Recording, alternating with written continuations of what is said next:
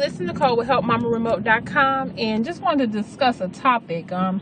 And the title is "Don't Be So Quick to Get Ahead of the Game."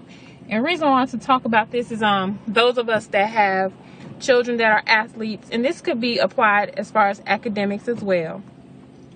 But as far as athletes, I've always told my daughter this. She's always been taller, than most of her children her age. But however, she didn't start playing basketball until she was in 6th grade. So she didn't have the skill that most of the players had that have been playing basketball since they were 2nd grade, 3rd grade, 4th, and so on. So she didn't have the skill. However, she had the height and the body size that, a lot of the coaches wanted. Excuse the son. But she didn't have the skill. So, of course, her first couple years playing basketball, she spent a lot of time on a bench. However, she had the determination to continue to, persevere, practice, and do whatever it was that she needed to do, to build up her skill level. But when I say don't be so quick to get ahead of the game, is what I'm saying. When our children are playing sports, let's encourage them. Say, for instance, if they're playing a freshman or sophomore team and one of their fellow freshies get pushed up to varsity, okay? So sometimes it could be discouraging for, your child. Even if their skill level isn't up to par, they could be discouraged. They see another athlete moving up and they think, okay, I'm not good or what have you. But what I would always encourage and tell my daughter was, don't worry about going ahead. You never want to go ahead of your time, because what would happen is if she were a freshman and they move her up to a varsity team because of her height, if there's somebody on the varsity team with greater skill level, even though not being tall, she's going to sit on the bench. So she'll end up spending her whole, say, freshman year on the bench, possibly sophomore year on the bench, until probably one of those higher grade players graduate. So it's beneficial for her to stay on the freshman team and get playing time. It's beneficial for her to stay on the sophomore team and get playing time versus moving ahead before she should. So like I said, I've always encouraged that. So as she never missed a step, especially with not playing basketball for so long. So like I said, it was beneficial to her. And now when she see other players, getting moved up ahead of time, she'll say, oh, it's not good, because she knows that they're sitting on the bench.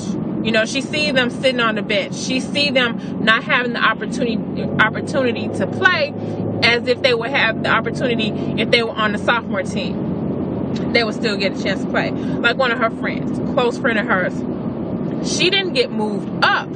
It's the same as my daughter. My daughter never got moved up ahead of time. She always played on each team.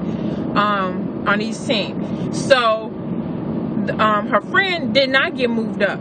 But you see so much growth in her friend. You see so much growth. And when I said 6th grade, I meant my daughter didn't start playing basketball to 7th grade. Sorry. She didn't start playing in 7th grade. Because her friend started in 6th. They started the same year. So, just saying that to say that her friend's skill level has increased tremendously because she played on her sophomore team last year. She got a chance to play. However, you have another person that maybe was a sophomore, maybe got moved up to varsity, but did not get a chance to play because their skill level wasn't the part, but the coach wanted that player for height or body size, So that's not good. It's not beneficial. And I think it's sad as a coach, but, they doing what they do, because they want another body. It looks good on their roster to say, I have 5 or 3 varsity players at 6'2". It looked good, like that. But it's not beneficial for the player. So I would always tell you to encourage your child, don't get ahead of the game before your time. You know, it's okay to go level by level, step by step, and build their skill level. And even like when they're on the bench, work hard when they're off the bench. Practice, and practice to get to be a better player. So when they get called off the bench, they can play the game. So I think that is really key. And it's a player, I can't think of his darn name. He played with the Celtics, and I know him for sure. Maybe I'll think about it, I'll insert him.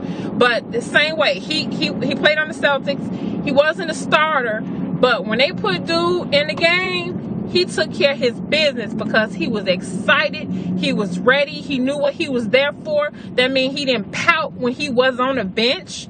Ain't no pouting on the bench. Sit on the bench. And when it's time for you to get in the game and do what you got to do. So I just think that's important. So let's encourage our children not to be anxious to get ahead of the game before their time, but to build their skill level so that when they're able to get in the game, they're ready to play. All right. Talk to you later. Thanks for watching. Nicole at HelpMamaRemote.com. Bye-bye.